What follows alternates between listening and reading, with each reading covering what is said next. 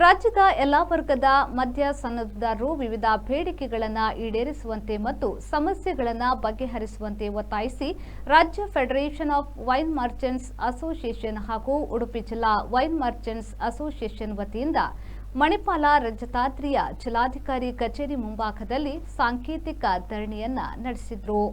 ರಾಜ್ಯ federation of wine merchants ಅಸೋಸಿಯೇಷನ್ನ ಪ್ರಧಾನ ಕಾರ್ಯದರ್ಶಿ ಮತ್ತು ಉಡುಪಿ ಜಿಲ್ಲಾ ವೈನ್ ಮರ್ಚೆಂಟ್ಸ್ ಅಸೋಸಿಯೇಷನ್ ಅಧ್ಯಕ್ಷ ಬಿ ಗೋವಿಂದರಾಜ್ ಹೆಗ್ಡೆಯವರು ಮಾತನಾಡಿ, ಅಸೋಸಿಯೇಷನ್ನ ಬೇಡಿಕೆಗಳನ್ನು 2024ರ ನವೆಂಬರ್ ತಿಂಗಳಿನಲ್ಲಿ ಈಡೇರಿಸುವುದಾಗಿ ಮುಖ್ಯಮಂತ್ರಿಗಳು ಭರವಸೆ ನೀಡಿದರು.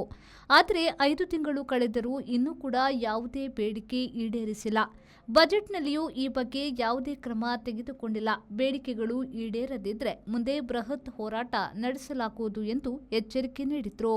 ಚಿಲ್ಲರೆ ಮದ್ಯ ಮಾರಾಟದ ಮೇಲೆ ಕನಿಷ್ಠ ಶೇಕಡಾ 20 ಲಾಭಾಂಶ ನೀಡುವುದು, ಹೆಚ್ಚುವರಿ ಅಬಕಾರಿ ಶುಲ್ಕವನ್ನು ಕಡಿಮೆ ಮಾಡುವುದು, 2005ರಲ್ಲಿ ತಿದ್ದುಪಡಿಯಾಗಿರುವ ಅಬಕಾರಿ ಕಾಯ್ದೆಯನ್ನು ಪುನರ್ ವಿಮರ್ಶಿಸಿ ತಿದ್ದುಪಡಿ ಮಾಡಬೇಕು. ಮಿಲಿಟರಿ ಕ್ಯಾಂಟೀನ್ ಸ್ಟೋರ್ಗಳಲ್ಲಿ ಡ್ಯೂಟಿ ಫ್ರೀ ಹೆಸರಿನಲ್ಲಿ ಬರುವ ನಕಲಿ ಮದ್ಯ, ಗೋವಾದಿಂದ ಬರುವ ಮದ್ಯ ಮತ್ತು ನಕಲಿ ಮದ್ಯ ತಯಾರಕರ ಕಳ್ಳಬಟ್ಟಿ ಕೇಂದ್ರಗಳ ಬಗ್ಗೆ ಕಠಿಣ ಕ್ರಮ ಕೈಗೊಳ್ಳಬೇಕು ಸೇರಿದಂತೆ ವಿವಿಧ ಬೇಡಿಕೆಗಳ ಮನವಿಯನ್ನ ಜಿಲ್ಲಾಧಿಕಾರಿ ಡಾಕ್ಟರ್ ಕೆ ವಿದ್ಯಾಕುಮಾರಿ ಅವರಿಗೆ ಸಲ್ಲಿಸಲಾಯಿತು.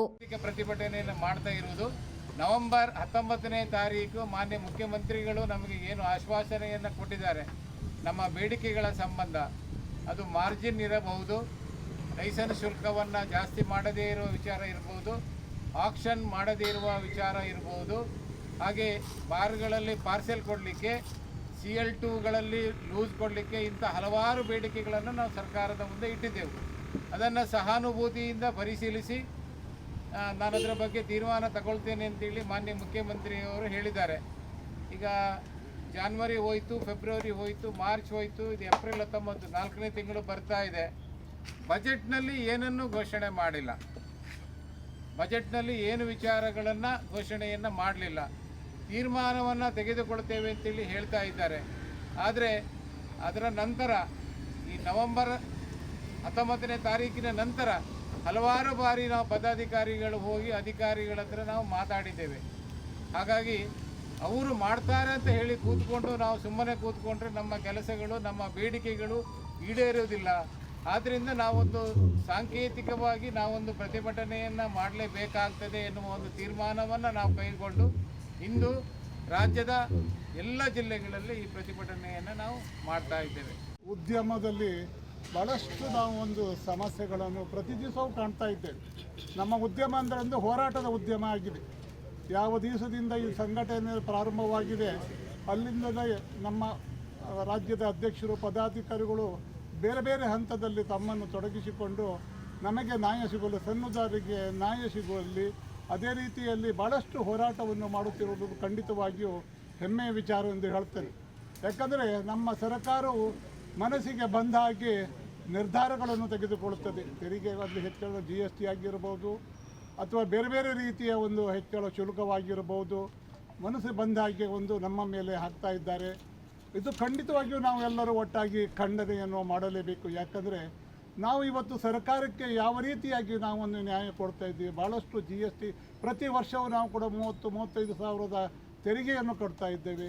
ಅದೇ ರೀತಿ ಸಾಮಾಜಿಕ ನ್ಯಾಯ ಇವತ್ತು ಉದ್ಯೋಗವನ್ನು ಕೊಡುವಲ್ಲಿ ಸಾವಿರಾರು ಜನರಿಗೆ, ವಿದ್ಯಾವಂತರಿಗೆ, ಕಷ್ಟದಲ್ಲಿರುವಂಥ ಯುವಕರಿಗೆ ಇವತ್ತು ಉದ್ಯೋಗವನ್ನು ಕೊಟ್ಟು ಒಂದು ಸಾಮಾಜಿಕ ಸರ್ಕಾರದ ಪರವಾಗಿ ಸಾಮಾಜಿಕ ನ್ಯಾಯವನ್ನು ಕೊಡಲು ನಾವು ಕೂಡ ನಮ್ಮ ಎಲ್ಲ ವರ್ಗದ ಸನ್ನದ್ಧದಾರರ ಬಗ್ಗೆ, ಅವರ ಬೇಡಿಕೆಗಳ ಬಗ್ಗೆ, ಅವರ ಸಮಸ್ಯೆಗಳ ಬಗ್ಗೆ ಬಹಳಷ್ಟು ಸಮಯದಿಂದ ಹೋರಾಟಗಳನ್ನು ಮಾಡಿಕೊಂಡು ಬರ್ತಾ ಇದ್ದೆವು.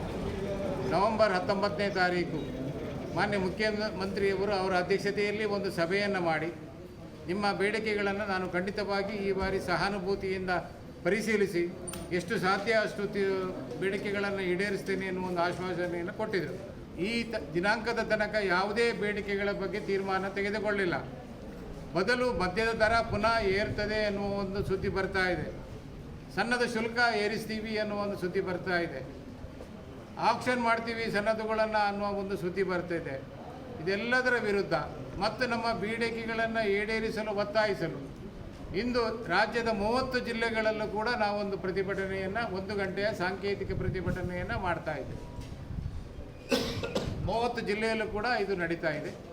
ಒಂದು ವೇಳೆ ಇದೇ ಕೂಡಲೇ ಒಂದು ಸರ್ಕಾರ ತೀರ್ಮಾನವನ್ನು ತೆಗೆದುಕೊಂಡು ನಮ್ಮ ಬೇಡಿಕೆಗಳನ್ನು ಈಡೇರಿಸುವ ನಿಟ್ಟಿನಲ್ಲಿ ಮತ್ತು ಉದ್ಭವಿಸಿರುವ ಸಮಸ್ಯೆಗಳನ್ನು ಬಗೆಹರಿಸುವ ನಿಟ್ಟಿನಲ್ಲಿ ಕ್ರಮ ತೆಗೆದುಕೊಳ್ಳದೇ ಇದ್ದಲ್ಲಿ ಮಂಗಳವಾರ ದಿವಸ ನಾವು ಇನ್ನೊಂದು ರಾಜ್ಯದ ಮೀಟಿಂಗನ್ನು ಮಾಡಿ ಈ ಸಂದರ್ಭದಲ್ಲಿ ಪ್ರಧಾನ ಕಾರ್ಯದರ್ಶಿ ಜನಾರ್ದನ್ ಎಂ ಪೂಜಾರಿ, ಉಡುಪಿ ತಾಲೂಕು ಗೌರವಾಧ್ಯಕ್ಷ ಬಿಎನ್ ಶಂಕರ್ ಪೂಜಾರಿ, ಕಾರ್ಕಳ ತಾಲೂಕು ಕೋಶಾಧಿಕಾರಿ ನವೀನ್ ಚಂದ್ರ ಶೆಟ್ಟಿ, ಉಡುಪಿ ತಾಲೂಕು ಸಂಘಟನಾ ಕಾರ್ಯದರ್ಶಿ ಮಹೇಶ್ ಅಂಚನ್ ಕಟಪಾಡಿ, ಕುಂದಾಪುರ ತಾಲೂಕು ಖಜಾಂಚಿ ವಾದಿರಾಜ್ ಶೆಟ್ಟಿ, ಉಡುಪಿ ತಾಲೂಕು ಉಪಾಧ್ಯಕ್ಷ ಸಂತೋಷ್ ಶೆಟ್ಟಿ ಮೊದಲಾದವರು ಉಪಸ್ಥಿತರಿದ್ದರು. ಶ್ರೀಜಿತ್, ವಿ4 ನ್ಯೂಸ್, ಉಡುಪಿ.